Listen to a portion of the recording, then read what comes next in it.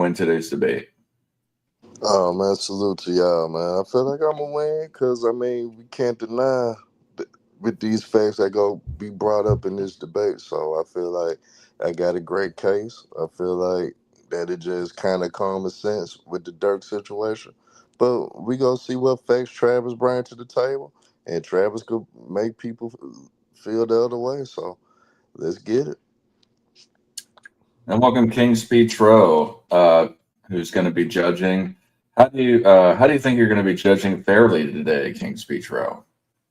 As I always do. I'm very objective as I come in here, man. But again, you have to have a really balanced argument. You have to have a thorough argument, and I do fact check sometimes. So you know, come with the facts, or lose some cool points in my opinion. Awesome. So without further ado, we'll start getting this together. I'm going to, Travis, is that you? Which one? I'm trying to get Herm up there. You trying to get Herm up? On up there. It keeps getting moved back. I don't know if you're moving. Oh no, it it's back. not me yet. I have no control over it from my phone here. Okay, I don't know why it keeps going back. Anyway, yeah. So without further ado, I'll remove King Speech Row and myself, put us backstage, and who's going first? Actually, that's the question. Has that been decided between you two? I always leave it up to the visitor. What would you like to do today, Herm? Cause I went first last time, I go second this time. Sounds good. All right, so we'll have Travis starting this off. I'm going to remove myself and King Speech Row. Travis, you'll have a 10-second primer, and then the debate will start. 3-minute rounds, correct? 3-minute rounds. All right, sounds good.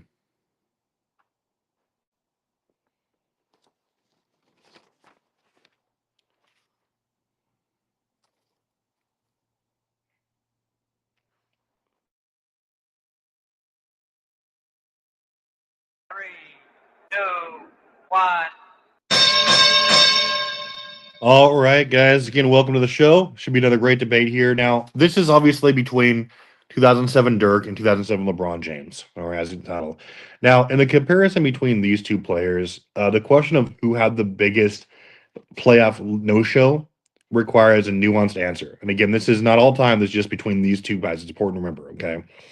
Just for a little bit of context, both had a very strong regular season.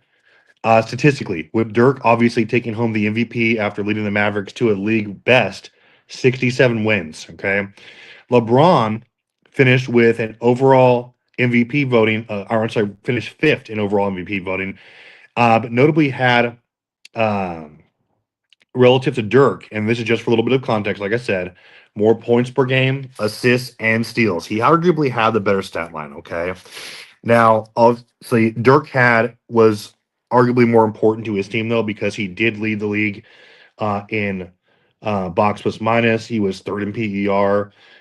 He was dominant in overall win shares. Win shares were 48. Led the league in those as well. Okay, so he was every bit deserving of that MVP, both statistically and team wise. Okay, but what happened is that when they got into their actual playoff series, okay? And then these are just some stats for their actual playoff series versus their opponents to actually set the stage for what we're going to talk about with these players going forward and how eventually I'm going to tie them in together head to head and then tied to how LeBron actually was the far and away the bigger playoff letdown, okay, relative to Dirk Nowitzki, okay? So relative to the Spurs here, the Spurs were actually held far below their regular season production in both points per game and efficiency. Okay, from 98.5 points per game. Now, bear in mind this is the slowest era in NBA history as far as pace goes. Okay, and scoring. Okay, so they were held at 98.5 points per game, or they hit 98.5 points per game on 47% shooting and 38% from the field from 3-point range during the regular season. Okay, in the finals, the Cavs held them to 86.5 points per game on just 44% shooting. They also had a dip in their overall 3-point percentage as well. Okay. Now, also, it should be noted that both the Mavs and Cavs were top 5 defensive rating, top 5 in defensive rating that year. Okay. And like I said, Dirk was dominant. And then we're going to talk about how LeBron, his stats were actually far worse than Dirk's when it mattered in those playoff series. But I just wanted to set the stage in this round for how the Cavs were actually dominating a better opponent. And then we're going to pause there. And then we're going to focus on the individual team and names in round 2 and 3. 2, 1.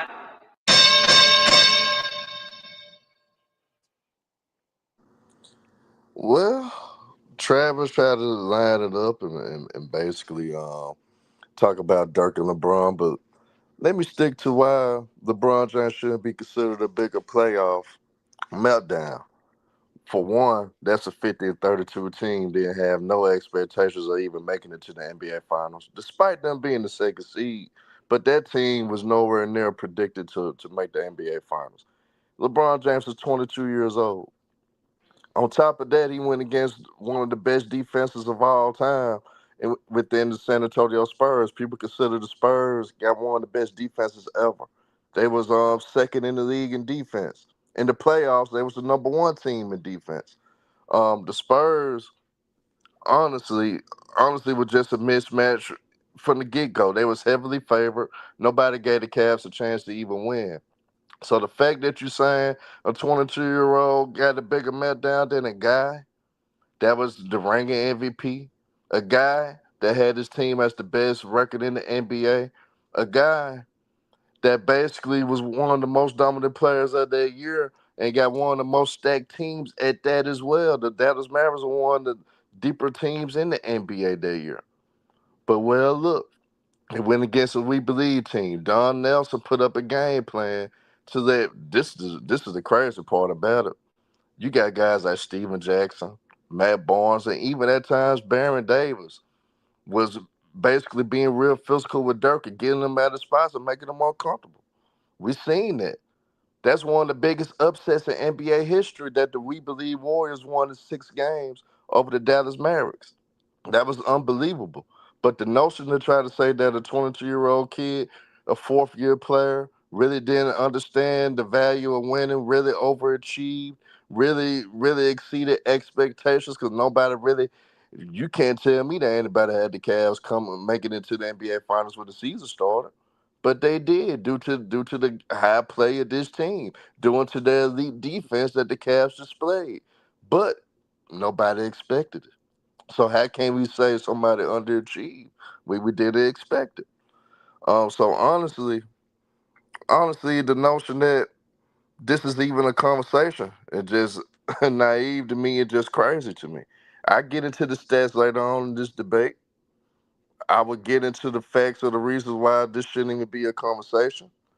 And we will talk about the numbers, which they are not far off. So what's worse, me comparing the 22-year-old numbers to a reigning MVP in Dirk Nowitzki, in which their 3, numbers are not 2, far off? 1. Now, again, I just wanted to touch upon that a little bit. We already talked about how arguably LeBron had the better individual statistical season than Dirk Nowitzki as far as just a raw stat line. But, and to a degree, Herman's right. Nobody was actually expecting the Cavs to come out of the East, although they did it through a variety of ways. Some of their players, some of their, their competition was injured, et cetera, et cetera. But we're not going to go into that. We want to talk about what actually did happen, the play that was displayed, and regardless of what was expected, what happened, who the names were on the team, etc. We want to talk about how they were performing and how they suddenly didn't. Okay, namely LeBron. Let's talk about the individual performances. Okay, now, while I don't believe comparing the raw stat lines is very informative, it should be noted that LeBron did notably worse than Dirk.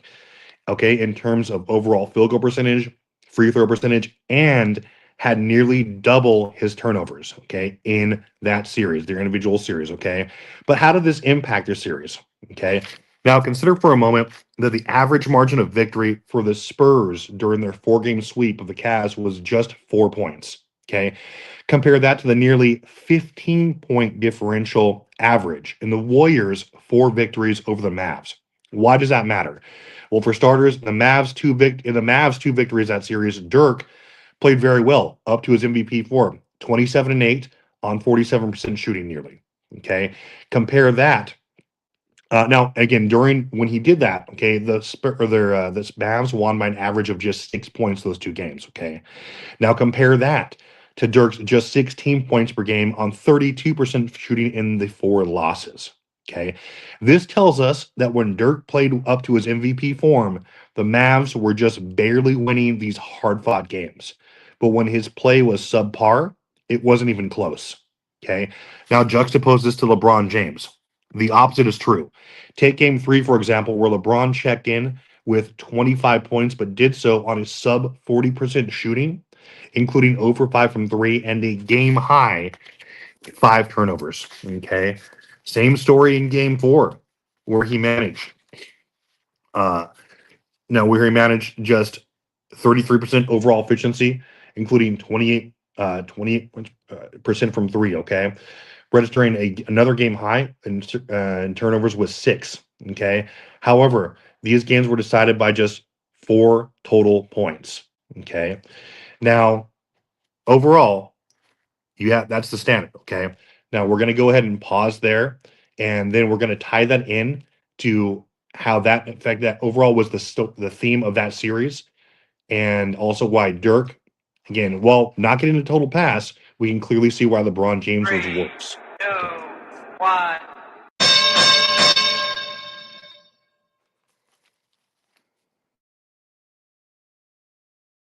Why would a number 1 seed Dallas Mavericks need a top notch performance for Dirk to go against a 42 and 40 team in the AC we believe Warriors? Why would they need that? End of the day, their field goal percentages are not far off.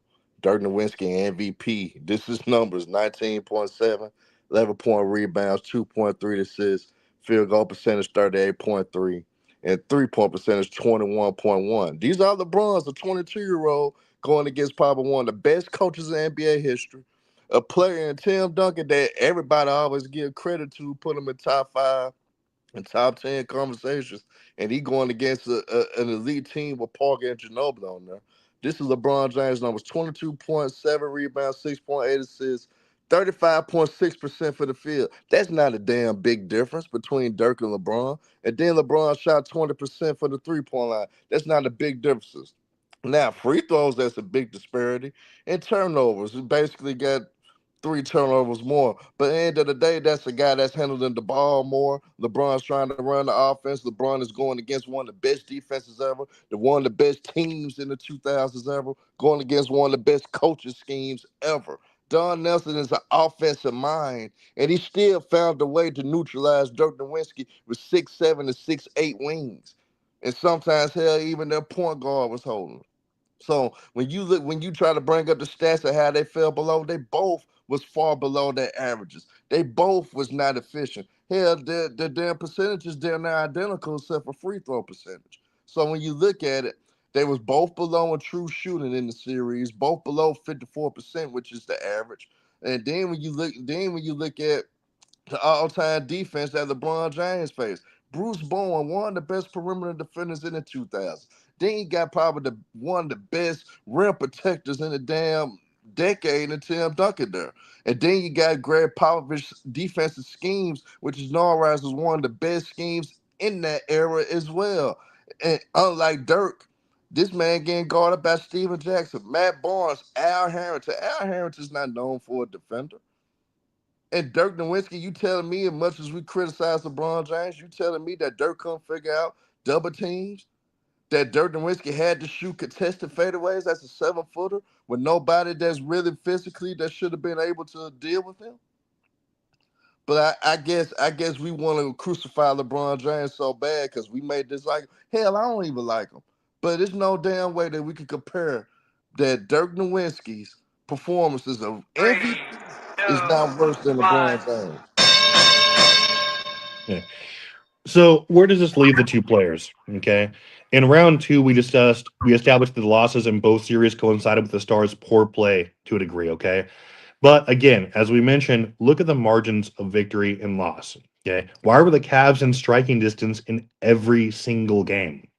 Simply put, given the circumstances and opponent, LeBron's teammates simply afforded him more help, especially defensively. Okay, as we talked about before, the Cavs held the Spurs well below their regular season average in points per game, overall field goal percentage, 3-point percentage. In addition, LeBron's supporting cast came up big throughout the series. Take game 3, for example, which was decided by only 3 points. And that's including LeBron going 0 for 6 in the fourth quarter, chipping in 0 points. Drew Gooden and Eldrinas Ilyasas chipped in 2 huge double-doubles with 13 and 12 and 12 and 18, respectively, out rebounding the Spurs' entire starting five by themselves. What about game 1, where Drew Gooden, Anderson Varejao, and Daniel Gibson combined to chip in 40 points on nearly 65% shooting? Keep in mind keeping the score within single digits despite LeBron slogging through his worst shooting night of the series and one of the worst of his playoff career, going just 4 for 16 for 25% with another game high and 6 turnovers. Okay. In summation, now, and again, I mean, that's a fair thing to say that, like, obviously the Spurs may have been better, et cetera, defensively. That's 100% true. Okay. But again, it's about the numbers and it's about how are they performing. Okay. In summation, both men played far below their regular season standards. Okay. However, the difference is LeBron's teammates gave him a far better chance to win than did Dirk's. Dirk actually stepped up large for a couple of those games. And if not for game 6, okay, where he had an abysmal 8-point showing on like something like 15% shooting, Dirk's numbers would look far better. Okay. Even better than they did versus LeBron's. Dirk actually stepped up for 2 of those games we just discussed. He played up to his MVP level, again, for at least 2 games, arguably 4 games. Okay, as we discussed the numbers there. Go look at it. Game 6 really tarnishes that. Okay. However, LeBron did no such thing. Again, really didn't show up for any of these games, especially not in any way, shape, or form as far as efficiency goes. Okay. And like I said, Dirk actually rose to the occasion twice. However, due to LeBron's consistently poor play throughout, the Cavs were never able to break through in these very winnable games. I don't care if it's the Spurs. These games were close for those exact reasons we mentioned. He's just using the name Spurs. Okay. For those reasons and more, LeBron James wins this argument. And like I said, don't be fooled by the names. Don't be fooled. Go look at the series. I gave you the stats. I gave you the actual reasons why these took place. This was on LeBron. And like I said, Dirk 3, played reasonably 2, well. LeBron did 1. not. You want to talk about supporting Cavs? You must have forgotten that game 2 win that the Mavs had. That Jason Terry was the hot guy, led the team with 28 points, 12 for 19 for the field. Dirk had 23, but hell, Josh Howard added 22 points. Hell, Josh Howard was the best player in the whole series for the Dallas Masters. You want to talk about supporting Cavs? When the Warriors lost game 3, when the Warriors won game 3 and Dirk only had 14 points, Josh Howard had 29. Jerry Stackhouse had 24, but he had no supporting cast, right? And you want to speak upon game 5? Yeah, Dirk had 30, but Jason Terry had 27 and 9. Josh Howard had 23 and 7. David Harris had 15 and Stack had 12. So he had formidable help. But Dirk Nowitzki was getting outplayed from start to finish. It wasn't even the best player on this team in the series. So when you bring up supporting cast, the Mavs had a number 6 defense in the NBA. The Mavs had a deep team. They had like 5 guys of double figures. So the fact that you want to say that LeBron James had the worst job when Dirk went against a 42 and 40 team, a team that had no business competing with them at all, and they sit around there and dropped off. Dirk was terrible for basically start to finish. You can only say a handful of games, 2 games that he was actually decent in. Game 1 when the Warriors won. Shit, they lost at home at that. Josh Howard was the leading scorer at that. Dirk, 14 points, 4 for 16 for the field. They still had 4 guys with double figures in that game, but he had no supporting cast. Then the game 2 win, that was the team effort, but we knew Jason Terry was the guy. Game 3, when they lost, Josh Howard and Stackhouse were carrying the load. All Dirk had to do was play his normal game. They would have won that game. They lost by 18 due to Dirk's 6 for 13 performance, him being inefficient. When the Warriors won game 4, Dirk was inefficient, 9 for 23, but he had help. Josh Howard 16 and 9, Jason Terry 17 and 7, Stackhouse had 14. So he had help. But Baron Davis outshined him. A point guard outshined Dirk Nowitzki. A point guard was leading the way and leading the charge. So when you look at it, bro, Dirk win a 67-15 team, lose to a 42-40. That's and the guy, the best player on that 67-15 team, is the MVP. Now that's a rush job. Now that's a choke job. Cause they was a top 5 offense, top 6 defense all year round. But they came up against this team and they went away for all the principles that made them successful in the first place. And it wasn't the supporting cast. It was more Dirk Nowitzki let his team down and 3, not playing this 2, game to propel them 1. to exert their dominance. All right. So we finished this fantastic debate. It's went back and forth, a little contentious, got a little heated. I felt a lot of responses with some strong tones afterwards. First, Travis, how do you think you did during this debate? I was okay. I mean, honestly, like these were things that were suggested by crowd, and like these were. I mean, this is the thing I don't actually think was like a totally bad choke job from LeBron, but it's fun to argue it. But I don't think that I did my best work here, and I think that it's I made some good points, but I think I've had better debates, honestly. Herm, how do you think you did? I think it was solid, but I think overall I was just playing the counter game and just in this debate right here, um But that's my thoughts. Yeah, I did. Travis didn't do his best, but it still was a solid debate though. Still was an interesting conversation. All right, well, let's get down to the judging. King Speech Row, if you could lead us off, how did you judge this fantastic debate?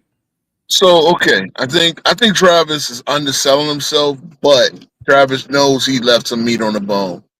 And again, I think both people made. I think it's a tough thing to debate, and both people did a good job of setting it up. I mean, because you're talking about biggest show, right? Um, Travis's highlights is he put the fact that Dirk won the MVP. But he played. LeBron was fifth with a better arguable counting stats. Right, so the drop off might be a little bit different. He did bring up the Spurs. I mean, the Cavs' defensive uh, performance against the Spurs. 80. And he brought up how they dipped them under their regular season totals. So he said, basically showing that he started with the team support, and I like that. Okay, Herm brought up the overachievement of the Cavs, which is a good point. He brought up again the defense. The Spurs great defense as well. Like so, the Spurs played. It was defensive. The finals was a defensive match battle, regardless of the fact. He also brought up Don Nelson game planning to take Dirk out, a guy he used to coach. Right. One thing I didn't like about is he brought up the age 22 thing. You're in the NBA, you're a 4-year vet in the NBA. The 22 to 20 years, 22 excuse. I'm gonna give that round. I thought this was Travis's best round. I thought because he was setting it up for something to come. So I'm gonna give that round to Travis. Second round. He conceded the underdog status, Travis. Again, he reiterated the field goal, the free throws, and he double. He reiterated the fact that it was close games in the series. That all the games were close. He did bring up Dirk actually having 2 good games in the series, where he was 27-8 with 47% field goal percentage in those 2 wins. So he helped them actually win games rather than get swept. He set up the coaching performances. Showed that LeBron shot sub 40 and 38% total shooting percentage in the closeout game. Again, everything below LeBron's MVP caliber average that he had in 2007. Herm brought up the 42-40 record again. He set up he used the fact that LeBron's facilitation to counter the double turnover argument. Good argument. He compared the numbers again. He brought in the defensive weapons used to neutralize LeBron. And yes, having all NBA defenders, but you didn't have much by way of Golden State. Strong argument. He used it, again, he finished it off strong. So he basically showed that, hey, the weaponry used to hurt LeBron. So I gave that round to Herm, too. So it's 1-1 at this point. Uh, uh, Round 3, and this is the thing I always tell Travis, he did a great job of setting up the fact that Dirk, and I guess maybe he was hiding the fact because this is where Herm wanted to debate. Basically brought up the performances of the teammates. And yes, scoring wise, the facts are there that Dirk had better, stronger performances. Stackhouse 20, 20, 20, 24 for Stackhouse, 22 for Josh Howard leading the team. And that's where I wanted Travis to basically reiterate. I mean, he did a good job of. One thing I like is that Travis did do a good job of reiterating that Big Z and Gooden gave them a good rebounding advantage. An argument I made myself recently, and that was one of the things that could have equalized and helped them at least extend the series. But again, he said nothing about the Mavs. He didn't give me any poor performances from the Mavs teammates. He didn't parcel off the loss on any of the teammates, and really was kind of, I guess maybe he was hiding the fact that they did get strong performances out of guys like Josh Howard, Jason Terry, and Stackhouse, and everybody else. So Herm got this debate. It was a close one, though. Again, like I said, Travis left meat on the bone. He set it up good, but he just didn't. He didn't deliver, and he didn't He showed me nothing about the Mavs teammates, and that's where Herm came in here and cleaned it up. All right. Well, that was a very thorough explanation of your judging. Thank you very much, King's Speech. For Travis, well, let me give my how I judge this debate. So, just an overview of what I saw as key points. Travis talked about how LeBron James had a better statistical season than Dirk, and that he just had better stats during that time. One thing that you did was you had made an admission about Dirk being more important to his team. So I think that didn't help your argument. I think it was, I don't think it was a good thing for your argument. And then you're talking about LeBron holding the team back during the finals. I think those are really your key points during that round. Herm said that LeBron's team was 50-32. Dirk was the first seed. He was talking about LeBron's age, about expectations for him being relatively new to the league, and particularly being 22. Dirk was the reigning MVP, and that they got knocked off by the We Believe Warriors, the first seed versus an 8 seed. So for that, I really think that Travis was trying to set up what he was going to talk about before, but I don't think that Travis put enough up on the table in respect to exactly what he was going to talk about. I think he just put those things in there and really, I don't think met the intent of what he was trying to do. I gave that round to Herm. For round 2, Travis talked about more of the raw stat line. He got into the specifics about the stats with how Dirk played when he lost to the Warriors, and that they had won more during that series versus it being a sweep. He claimed that LeBron played worse than Dirk in that series, and that LeBron had closer playoff games that he wasn't able to finish. Herm said Dirk shouldn't have lost to an AC team. Was kind of repeating himself from the first round.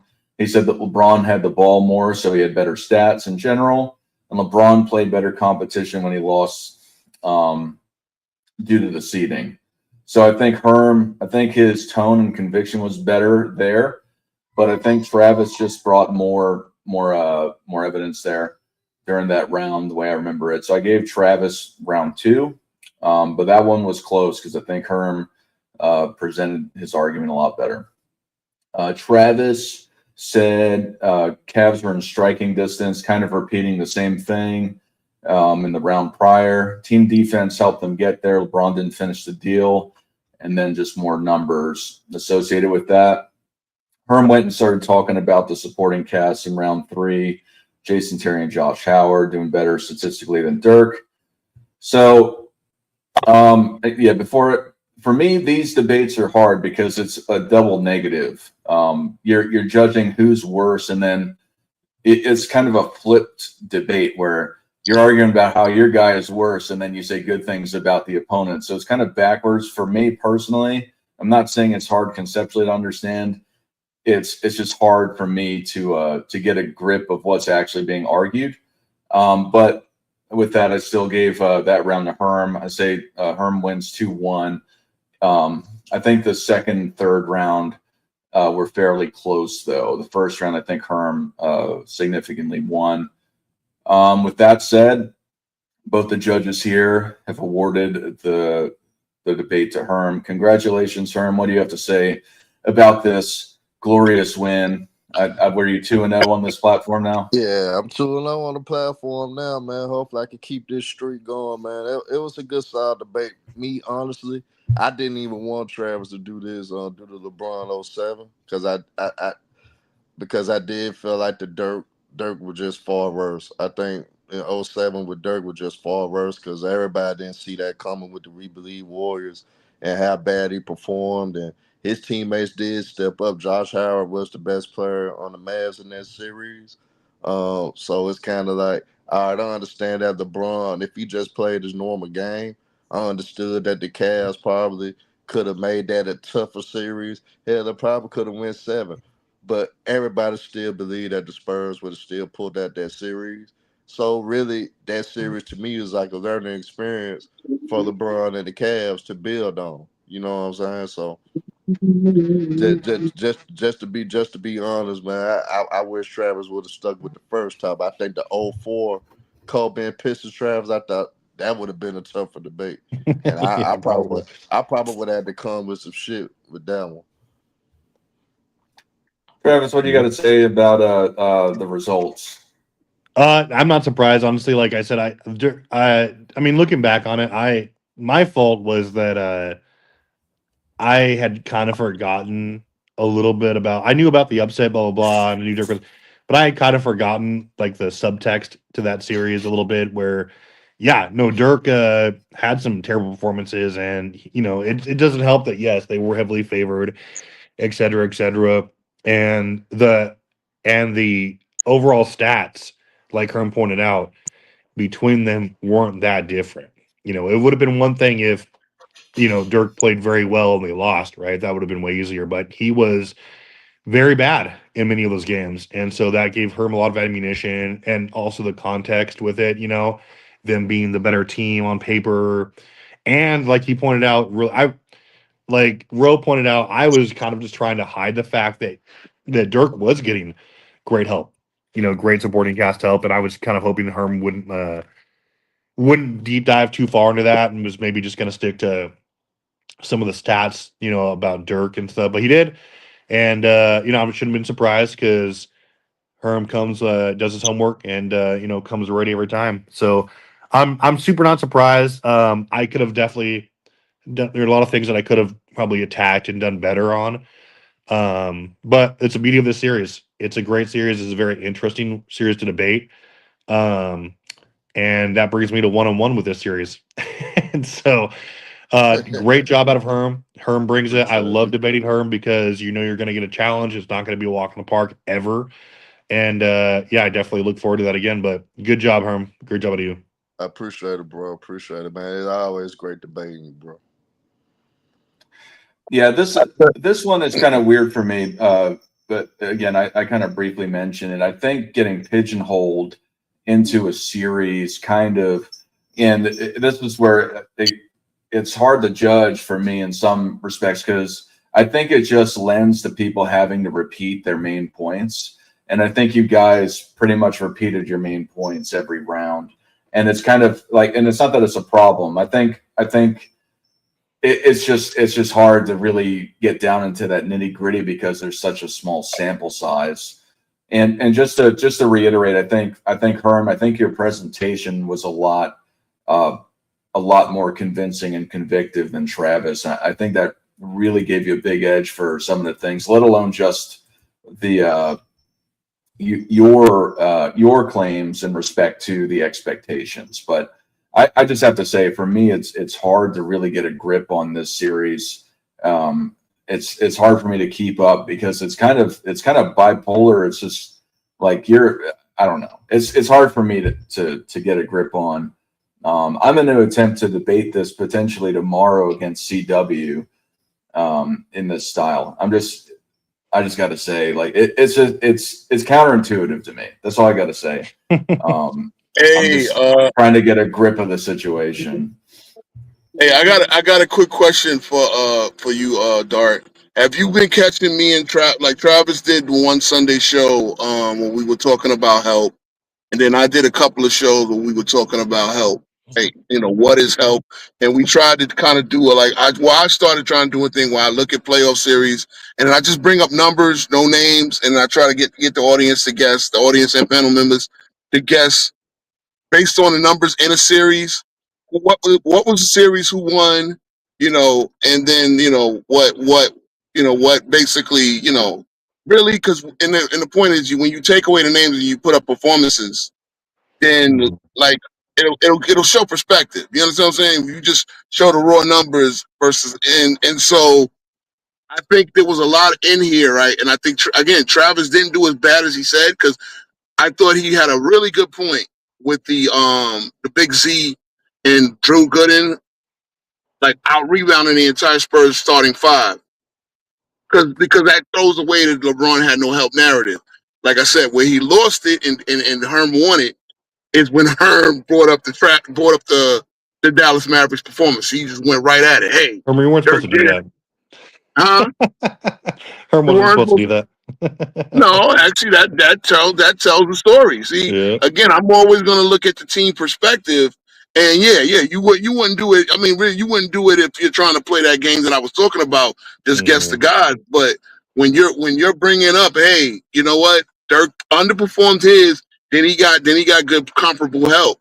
But like I said, you did a good job of setting up. Hey, Big Z and Gooden, they were controlling the boards against Duncan and his front court. So again, when you look at playoff series, there's always factors: backcourt, front court, defense, offense, and it's a chess game in there. You were doing a good job to set up that chess game, but you didn't. Again, certain things you kind of left out, and Herm was able to just really clean up on it. One thing that I'll say very quickly, and this is kind of to go off what Dart said. I get where you're coming from, Dart. It's that's why I think we're doing when we have like a bunch of series, like we're gonna do like obviously people debate what they want, but this is the one series we're doing, and the other one is we're doing like maybe I want to start off where who had the best playoff performances. I just think this one is a little bit more nuanced because a lot of other times you can say, oh, hey, this guy outperformed who statistically. But with this one, you kind of have to get into the weeds. You have to kind of say, okay, be a little bit more nuanced and say, you can't just use numbers. You have to use context. You have to use things like individual performances on like the roster. You have to give context. Like there's a lot that goes into it. Like Herm brought up, who was favored, who, what was the competition like, who was on the other side. It's not just about maybe stats and things like we would see maybe on a who had the better performance, et cetera, et cetera. I'm not saying that one can't be nuanced as well, but I like this. I like debating. Maybe who was worse, just because you really do have to prove it. Or at least prove it Yeah. to other people. You can't just say this and one thing. You have to bring up multiple things. You have to have a layered argument. And so I think I couldn't disagree with you more. Like it's actually, I think, one of the better things you could debate.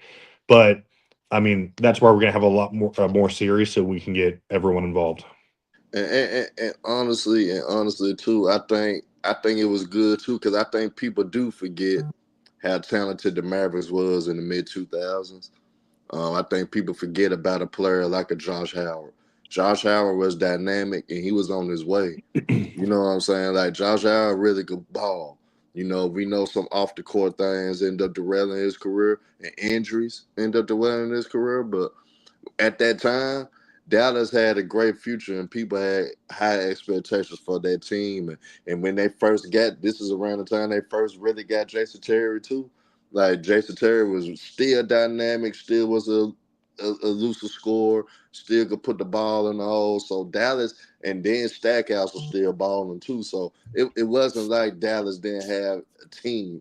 So you know, it reminds people, especially the Josh Howard thing. So the people that have tuned in, I hope they got a revisionist history of how good Josh Howard was and how good that Mavs team really truly was. Dude, I was looking at the stats for the teams. I was like, damn, like those guys were going to. Yeah, I was like, yeah, he had a great supporting cast. I mean, they were, you know, and it really just, dude, I was like, man, he had that such a terrible game 6. Like it was yeah. otherwise his stat line would have been, you know, pretty beefy. But yeah, it was bad. But great job highlighting that, man. That you brought everything you needed to succeed for sure. I appreciate it, brother. I appreciate it. I think Roe asked me a question. I'm not sure. It ended with a statement at the when he was finished. But if you asked, did I see it? I did see some of it. Okay. I watched the debate with CW versus Casual with Kareem Kareem versus versus LeBron. LeBron. Yeah. But I don't know, like the blind facing things, I think it goes to the stats lie. You can make stats lie, so you can just spin a narrative by just showing. You can. So I'm not particularly a huge fan of that stuff. I know Go James Kingdom would do that stuff. Just I don't think stats really matter. I don't think that it really matters. I think it's something you can make an argument for, but it depends on what your priorities are. If you want to say who had better stats in this series, then sure. But I don't think stats are the end all be all. You know, who won that Yeah, they series? never are. They never are. They could lie. They could tell. Exactly. That's why you can't just use stats. You have to. That's why Herm would have got. I mean, we all would have blind because we didn't just stop at stats. We stopped. We talked about team. We talked about context, who they were facing, what the expectations were. It's a very layered argument. So no one's just using stats because that's a false equivalency. But yeah, you have to get really layered in order to win these debates because there's a lot to it when you're talking about worse because you know there's by definition that's like context, right? Like demands it. And we could have said, well, Michael Jordan's 92 series against the Heat was the best series ever. But what, that was an expansion team and it was 3 games, right? Yeah. So, like you can't, there's a lot that goes into it. But again, that's why people don't want to debate that. That's why we're going to have a lot of other stuff to take on. And I think it's going to be fun. But this is my wheelhouse. I love these debates because you have to kind of really do this research. And then you just run into someone like Herm sometimes who's more ready than you. You know, So I'll kind of, because I got a couple of long-winded points. I think the point I really want to make is basketball is never a 1-on-1 game, 2-on-2 game, not even a 3-on-3 game. It's a 5-on-5 game, and everybody, like Rex will say, everybody had help. You got 4 teammates, you got help. You got 4 teammates, they qualified for NBA contracts, you got help. How do you use it? How do you play the chess match? That's what we got to really kind of talk about. And so if you want to look at, because look, a star player can have 15 and the other star player can have 40. That's why I wanted to play that. That's why I like playing that game. Star player with 15 could win the series based on how the context. You know what I'm saying? So it's not a 1-on-1 game. Remember that. It's 5-on-5. Yeah. 5 guys on the court at all times. Did you say, Ro, that Herm's going to be debating John in your show? Yes, they're going to do a concept debate. Right? It's stats. Whether stats are most important or intent versus intangibles. And yeah, I mean, I'm not, honestly, like I came in here not even realizing who was debating what. I just knew that, you told me this. Yeah, I didn't know who had. That's gonna happen Thursday on on 10 Toes Down, my program, 9:00 Eastern. Got it. Okay. I'll be starting early to accommodate the debate. I think it's gonna be. To me, honestly, I think it's gonna be simple though because when that brother told me that the tangibles don't matter in basketball, I was like, yeah, I got you. I got you. And then last night I tried to use some stats points. Oh, don't talk stats. I got the film here. Okay, so you do think intangibles matter, but. Yeah. I Yeah, mean, that was, look, hey, and Jason and Terry then was I an elite schooled creator. and then I schooled them. Then I schooled him last night a little bit for the little time I was on there. I schooled him. He was saying you can't post up in the zone defense. Oh, Jesus, I gave him bruh, an example. I said all you gotta do is right look at the there. 2000. All you gotta do is look at the 2005 series between the Spurs and the Suns. The Suns ran zone on the Spurs the whole time because they was that afraid of Tim Duncan. And I, Tim Duncan still was getting into his positions on the low block and still was getting easy thank looks you. as well against the Dude. zone. So And I took There's it so to many. college. I took it. Hold on. I took it to college. I said Syracuse under Jim Boeheim plays a 2-3 100% of the time. You mean tell me no one has ever posted up on a Syracuse offense? Patrick Ewing Of course still you was can post posting up up on at his own. Georgetown. He still was posting up at Georgetown Thank you. against the zone. Thank Yeah, you. like people So don't realize still that posting. no zone is absolute all the time, right? That's dumb. People Thank just you. say zone because they think that it does something to Michael Jordan, right? Yep. And that's all they use it for, but they don't know what a zone is or how it's Yep. used. Like people post up on there all the time because there's too much space, right? Regardless of what you're trying Mm-hmm. to do. Mm-hmm. And the good Just players Yep. will just the always get to only their spots. Yeah, just the only thing you do in the zone, you just got to react faster now. So when I Yeah. catch the ball on the post, either I got to go and make my move to score or make my move to pass. So Bingo. Yeah. Bingo. I can't back down all day. I got to make my move and go. Bingo. So Mm-hmm. that's Oh just yeah. Yeah, all. That's just he all killed me good. when he told me he was a post guru, and I said, "Oh, who did you model your post game after?" Oh, Tim Duncan. Richie Oh, really? Wallace. So you did? Yeah, me, Rasheed Wallace, me, Keem Olajuwon, me, Kevin McHale, and Patrick Ewing. Those are the guys who I learned how to establish your position. Go over your shoulder. See, one thing, post is you don't have to always score on the post. I Sometimes mean, drawing a Shaq. I double mean, team does your job. Yeah, as much as everybody say they saw how dominant Shaq was killing zones in his prime. thank Yeah. you, They thank you. Shaq was killing zones. Yeah. So. Shaq was an apt Yeah. passer. Like look at that 2001 Lakers run. Like they were even through 04, like they were just inside out. Shaq was willing, like you had snipers out there too. Like you couldn't just, but even then, it's like, two guys doesn't matter for Shaq. But with that being said, we'll wrap this up. Not got too long winded, but again, to reiterate, Well, fantastic job at Herm. Appreciate you. Herm's running this channel right now. He's at 2-0. So we gotta we gotta regroup and come back next time. Obviously, Herm, I will get in contact with you to in the weeks ahead to schedule something else. And good luck with your upcoming clash on Thursday. It is so yeah. And then Ro, thanks for judging usual, and obviously we'll get you in the schedule here as well. Dart's still here. Nah, he left. He took up. Okay. Well, hey guys, thanks for coming up, showing up. That was awesome. And again, this has been another Lights Out Sports Debate and debate series. Look out tomorrow. We're going to have either a debate from Dart versus CW. Okay, it should be a good one there, or instead of we're going to show, we'll let everyone know. And otherwise, guys, have an amazing rest of your Saturday, and You we'll catch you too, next bro. time. You too.